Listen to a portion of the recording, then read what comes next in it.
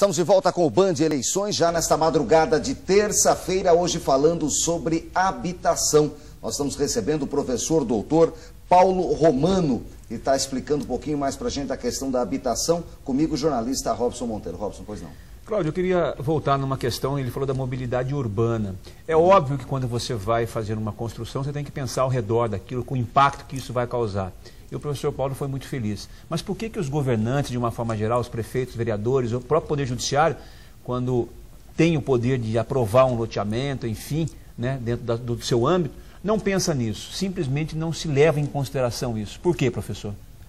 Bom, de certa, nós temos duas situações, né, que é a aprovação de loteamentos, digamos assim, que estão dentro das regras, das normas, dos padrões, e mesmo assim, a sua localização como empreendimento é algo que não passa muito por uma discussão da sua adequada localização, ou seja, eu posso aprovar um loteamento e ele cumprir as regras da lei de parcelamento do solo, porém, ele está num lugar distante da cidade. E isso vai gerar impactos sobre a infraestrutura e o transporte. Então, essa é uma discussão de diretriz urbana, de diretriz da política urbana. E que o plano diretor deveria sanar. E que o plano diretor deveria prever ou resolver.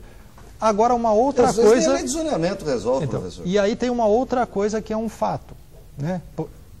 Porque nós temos o seguinte, nós não temos um mercado imobiliário que consiga incorporar, talvez, mais do que 30% da população das cidades brasileiras. Né? Só para ter uma ideia, Belém tem o equivalente a 50% da população habitando de forma irregular, na capital brasileira. No caso das nossas cidades aqui da região, o que a gente tem? Além de ter esse problema de uma... Se não é uma ausência de diretriz de planejamento, mas é uma dificuldade de implementá-la, ou de fazer com que se cumpra certa lógica, certa racionalidade do planejamento, nós temos a questão daquelas pessoas que não têm emprego fixo, digamos assim, não têm renda suficiente, não têm acesso ao mercado imobiliário formal, que muitas vezes são iludidas ou não, e muitas vezes ocupam, né, lotes ou loteamentos, né, ou compram, digamos assim, os loteamentos daqueles que são considerados irregulares. Só para se ter uma ideia, a cidade de São José dos Campos ela tem algo equivalente, ou tinha algo equivalente a 200 loteamentos clandestinos, que mais da metade deles estão em processo de regularização. Então, além daqueles loteamentos que não são adequadamente aprovados, ainda a gente tem um outro problema, que são áreas que estão se urbanizando fora dos padrões da própria legislação e que cada vez mais o problema se avoluma, mas talvez o principal não é falta de planejamento, porque historicamente o Brasil tem muito, por incrível que pareça. É um mito que nós não fazemos planejamento. Mas como se dá esse planejamento? Quem participa, quem controla, quem fiscaliza, né? Então, mas o problema, professor, não estaria muitas vezes no zoneamento discutido das cidades, e a gente vê leis de zoneamento que são verdadeiras colchas de retalhos. Se faz esse ano e daqui 3 anos já se mexe, é para durar 10, mas dura 2, e se atende, muitas vezes a gente sabe, interesses de setores.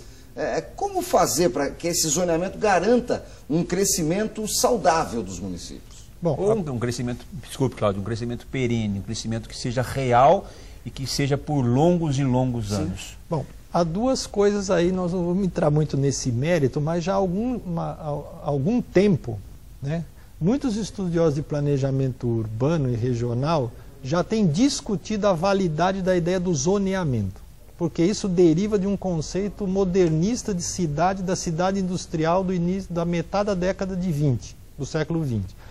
O que, na verdade, é muito mais importante do que lei de zoneamento é que se discuta, e principalmente discuta-se pelos vereadores, que em última instância são os que aprovam essas leis, discuta-se leis de uso e ocupação do solo. E como regular ou regulamentar esse uso mais do que o zoneamento, porque isso uma coisa não é sinônimo da outra. Agora, o que acontece? Esse chamado balcão de negócios, que todo mundo usa esse termo, que muitas vezes acontece exatamente dentro do legislativo.